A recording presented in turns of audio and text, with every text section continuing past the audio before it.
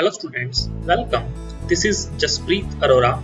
In this video, we will study Maths Class 8, Chapter 5 NCERT, that is Data Handling, Lecture 7, and in our today's topic, we will cover Exercise 5.3, Question 1, Question 2 and Question 3.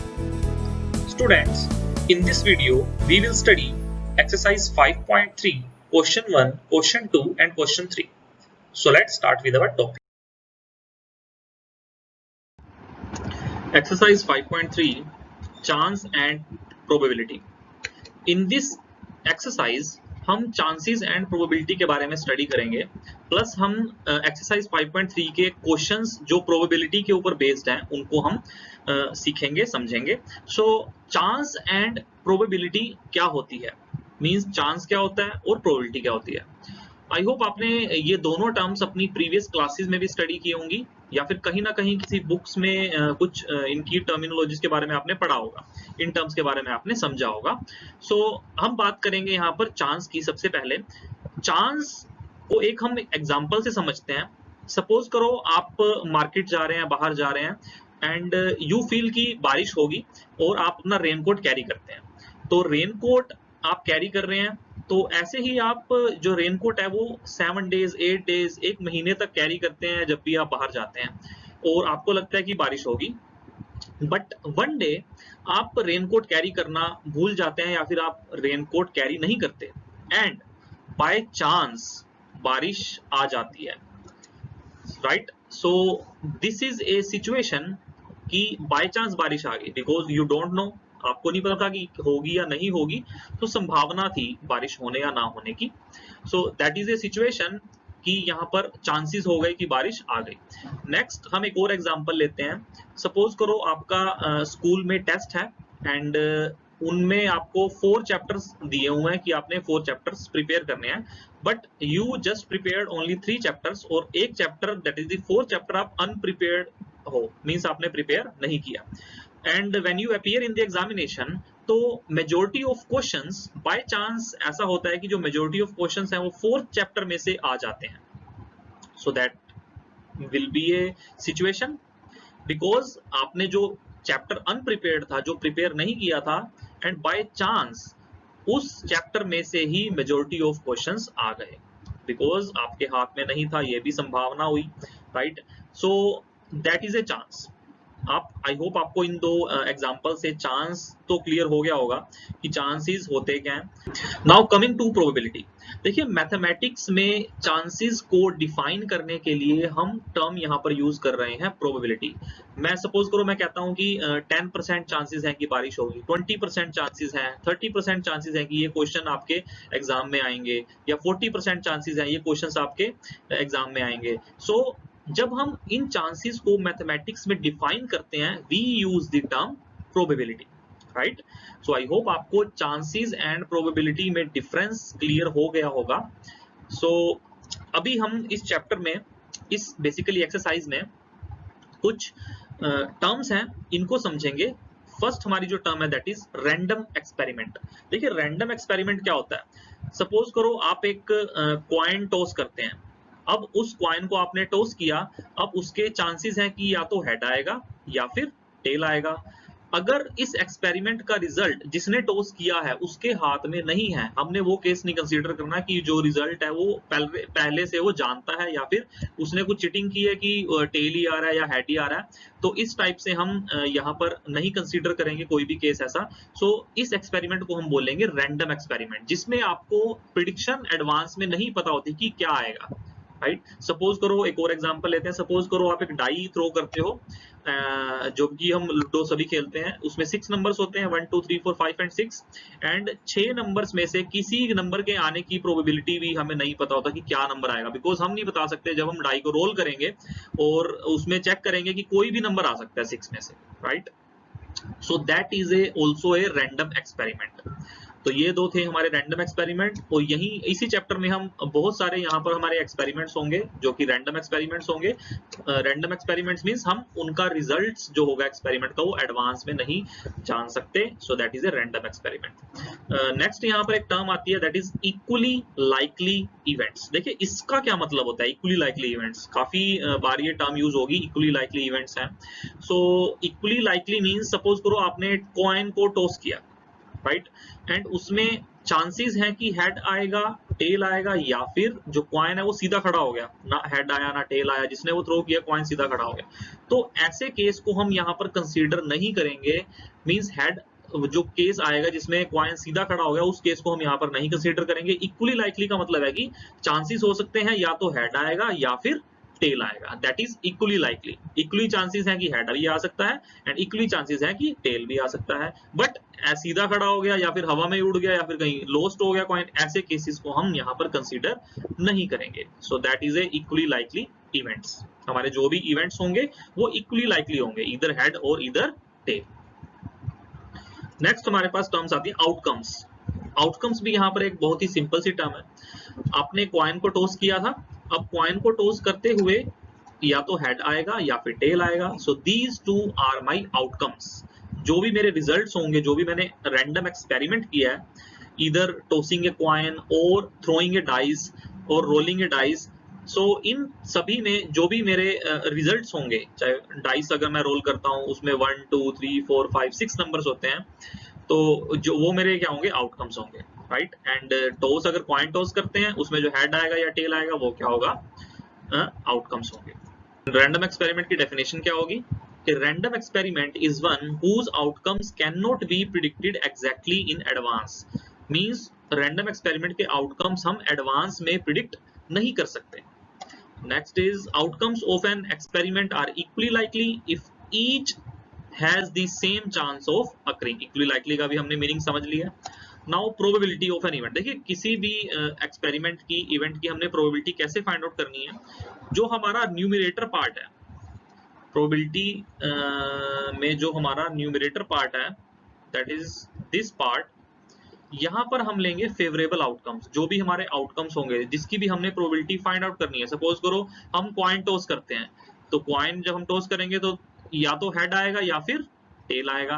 अगर आपसे question में पूछा गया कि आपको tell की probability find out करनी है, तो टोटल आउटकम्स कितने हैं 2, टोटल आउटकम्स कितने हैं 2, एंड टेल के आने की क्या प्रोबेबिलिटी है 1, राइट। सो न्यूमरेटर में क्या आएगा 1 एंड डिनोमिनेटर में क्या आएगा total outcomes of the experiment. तो यहाँ पर टोटल एक्सपेरिमेंट कितने हैं, आउटकम्स कितने हैं 2, सो प्रोबेबिलिटी क्या हो जाएगी 1/2 in case of tossing a coin. Suppose करो आप एक डाई रोल करते हैं, तो उसके टोटल आउटकम्स कितने हैं 1 2 3 4 5 6।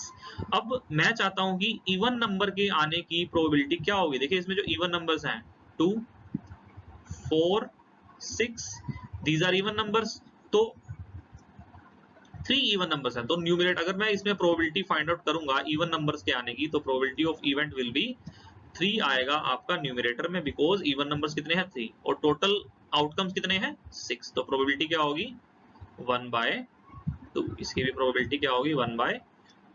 तो इसी सेम एक हम फॉर्मूले को आगे अपने क्वेश्चंस में यूज करेंगे। Now start with exercise 5.3 question 1, list the outcomes you can see in these experiments. आपको आउटकम्स बताने हैं, मींस रिजल्ट्स बताने हैं इन एक्सपेरिमेंट्स के। तो part 1 is spinning a wheel. तो इस व्हील को अब हम स्पिन करेंगे। आप एक एरो का साइन देख रहे हैं, बी पॉइंट की तरफ है एरो का साइन, बी को पॉइंट कर रहा है, एंड जब हम इस व्हील को स्पिन करेंगे तो वो सी पर भी पॉइंट कर सकता है, डी पर भी कर सकता है और ए पर भी कर सकता है, राइट। तो आउटकम्स की अगर हम बात करें, इसमें देखिए 4 आउटकम्स हैं, एज यू कैन सी।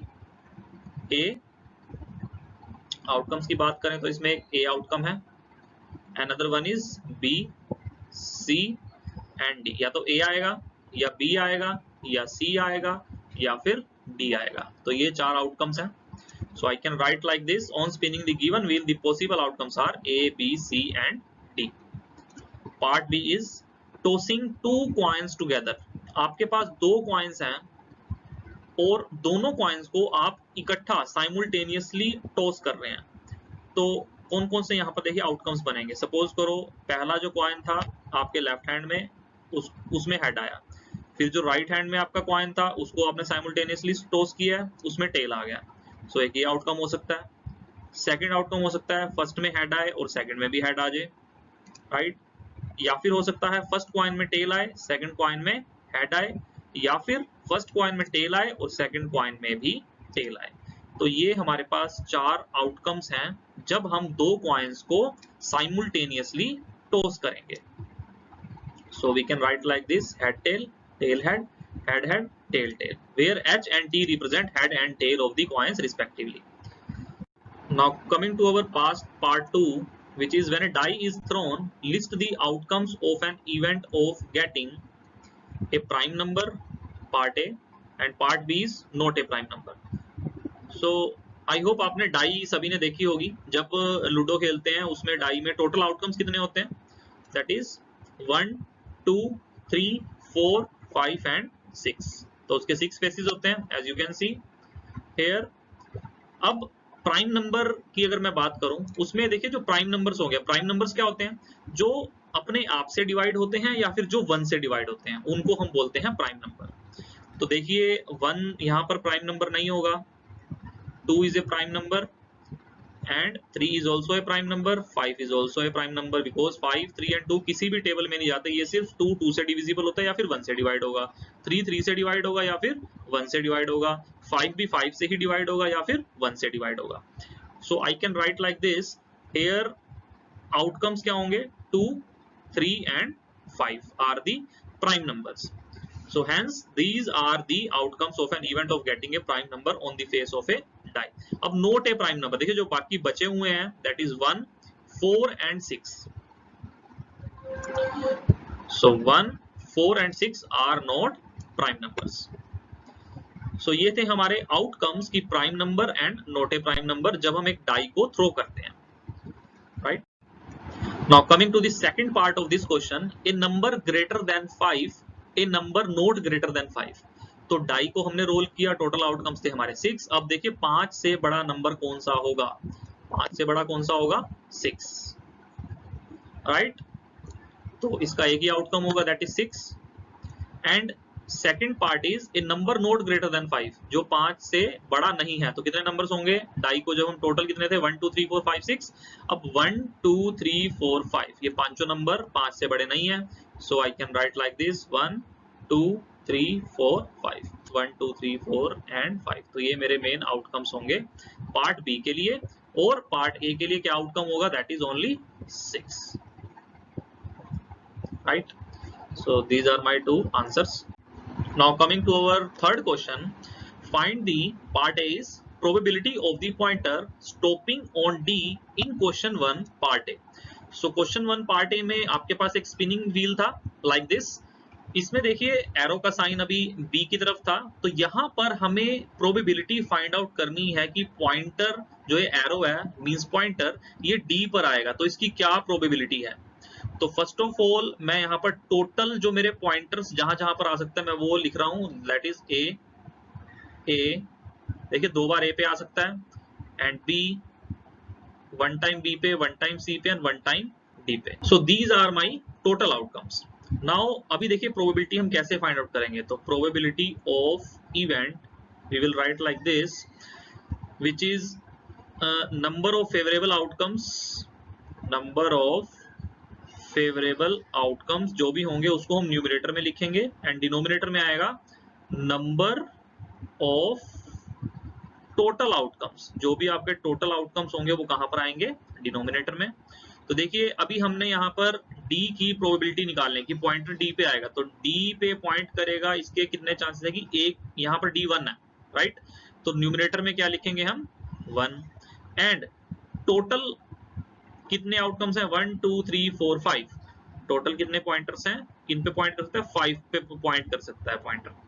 तो प्रोबेबिलिटी ऑफ इवेंट क्या होगी, 1 divided by 5 will be our required probability. Now coming to our B part is probability of getting an ace from A well shuffled deck of 52 playing cards.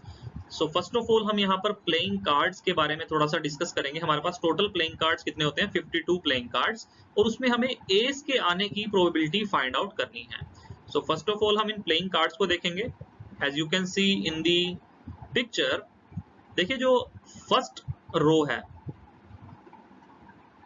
First row में जो black colour से ये जो symbol है, this is, इसको हम बोलते हैं क्लब, राइट। ये जो इस सिंबल के जो कार्ड्स हैं हमारे पास, ये टोटल है 13 कार्ड्स। टोटल हमारे पास कार्ड्स हैं ये 1 3 13। देखिए सभी 13 है। ऐसे ही जो ब्लैक कलर है इसको हम बोलेंगे स्पेड, राइट।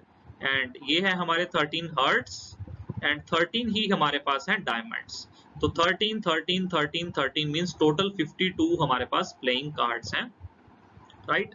एंड इसमें जो ए है ये है एस, इसको हम क्या बोलते हैं? एस। तो एसीज कितने हैं? 1 2 3 एंड 4 एसीज हैं।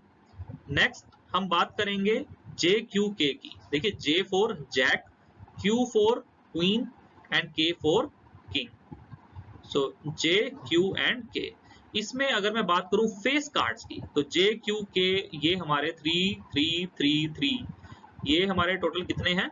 12 फेस कार्ड्स हैं, right. These 12 are the face cards.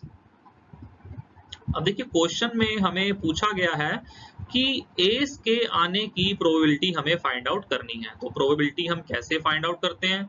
So probability of event is equal to, जो हमारे फेवरेबल आउटकम्स होते हैं उनको हम न्यूमरेटर में लिखते हैं और टोटल आउटकम्स हम लिखते हैं डिनोमिनेटर में। तो यहाँ पर जो फेवरेबल आउटकम्स हैं वो क्या है? देखिए एस कितने हैं हमारे पास? 1 2 3 4, अभी हमने काउंट किए थे। एसिस कितने हैं? 4, तो वो आएंगे न्यूमरेटर में। तो एसिस कहाँ पर आएंगे? न्यूमरेटर में, दैट इज 4। एंड टोटल कितने हैं हमारे पास आउटकम्स? That is 52। तो प्रोबेबिलिटी क्या हो जाएगी? 4 डिवाइडेड बाय 52। अब 4 को 52 से कैंसिल आउट करेंगे, 4 13 जा 52, 4 1 जा 4 एंड 4 13 जा 52। सो प्रोबेबिलिटी क्या होगी? 1 डिवाइडेड बाय 13। सो एस के आने की प्रोबेबिलिटी मैं कह सकता हूं क्या होगी? Probability of event is 1 divided by 13। I hope आपको ये प्लेइंग कार्ड्स देके क्लियर हो गया होगा क्वेश्चन, राइट। तो प्रोबेबिलिटी जब भी हमें कैलकुलेट करनी है, न्यूमरेटर में हमेशा आएंगे फेवरेबल आउटकम्स जो जिसकी भी हमने प्रोबेबिलिटी फाइंड आउट करनी है, एंड डिनोमिनेटर में आएंगे टोटल आउटकम्स, जो हमारे एक्सपेरिमेंट के टोटल आउटकम्स हैं उनको हम डिनोमिनेटर में लिखेंगे। So this is how we calculate the probability. Now coming to our next question, probability of getting a red apple. तो यहाँ पर आपको देखिए फिगर गिवन है। इस फिगर में रेड एप्पल 1 2 3 4, 4 रेड एप्पल्स हैं एंड 3 हमारे पास ग्रीन एप्पल्स हैं, 1 2 and 3, right, as you can see. अब देखिए यहाँ पर probability of getting a red apple. अब रेड एप्पल की प्रोबेबिलिटी यहाँ पर पूछी गई है, तो प्रोबेबिलिटी हम कैसे फाइंड आउट करेंगे? देखिए टोटल आउटकम सबसे पहले हम देख लेते हैं। टोटल आउटकम्स क्या होंगे हमारे पास? देखिए हमारे पास ग्रीन एप्पल कितने हैं? 3 तो हैं हमारे पास ग्रीन एप्पल्स, राइट, एंड 4 हैं हमारे पास रेड एप्पल्स। तो टोटल कितने हो गए? 3 + 4 इज 7। तो टोटल आउटकम्स और टोटल एप्पल्स कितने हैं? 7 एप्पल्स। अब फेवरेबल एप्पल्स कितने हैं? देखिए रेड एप्पल की मुझे प्रोबेबिलिटी निकालनी, तो मेरे फेवरेबल आउटकम्स भी रेडी होंगे। तो फेवरेबल आउटकम्स कितने हैं? That is 4, I can say, because red apples कितने हैं? 4। तो फेवरेबल आउटकम्स कितने हैं? 4। अब देखिए प्रोबेबिलिटी हम कैसे फाइंड आउट करते हैं? तो प्रोबेबिलिटी ऑफ इवेंट क्या होगी? Favourable outcomes divided by total outcomes, right. And favourable outcomes कितने हैं? That is 4 divided by total outcomes कितने हैं? 7। तो 4 divided by 7 will be my required probability of getting a red apple. अब देखिए अगर मुझे यहाँ पर ग्रीन एप्पल की प्रोबेबिलिटी फाइंड आउट करनी है तो क्या होगी? Probability of event. देखिए ये मैं आपको ग्रीन एप्पल की प्रोबेबिलिटी निकाल के दिखा रहा हूँ, हालांकि क्वेश्चन में पूछा नहीं गया, बट कैसे निकाल सकते हैं? देखिए ग्रीन एप्पल है मेरे पास 3 एंड टोटल है 7, तो 3 डिवाइडेड बाय 7 जो प्रोबेबिलिटी होगी ग्रीन एप्पल की प्रोबेबिलिटी होगी, राइट। स्टूडेंट्स आपने एक चीज अपने माइंड में जरूर रखनी है, प्रोबेबिलिटी करते वक्त आपका जो भी आंसर होगा, हमेशा जो आंसर होगा वो 1 से छोटा होगा। प्रोबेबिलिटी का ये रूल होता है, प्रोबेबिलिटी की जो मिनिमम प्रोबेबिलिटी होती है, देखिए वो 0% होती है, तो मैं कह सकता हूं कि जो प्रोबेबिलिटी हमेशा 0 या 0 से बड़ी होगी, और 100% होती है मैक्सिमम प्रोबेबिलिटी, तो लेस देन 1। तो आपका जो भी प्रोबेबिलिटी किसी की भी निकालेंगे इवेंट की, तो आंसर आपका 0 और 1 के बीच में ही लाई करेगा, मींस इसी फ्रैक्शन में होगा, 1 से बड़ा नहीं हो सकता। अगर 1 से बड़ा आपका आंसर आता है मींस आपकी प्रोबेबिलिटी गलत है, राइट। आपने अपने आंसर को दोबारा से चेक करना है। So that was all about our 1, 2 and 3 questions of exercise 5.3 in this video, and in the next video we will cover some more questions on this exercise. And if you like this video, then please do share and subscribe to my channel. That's it. Thanks for watching.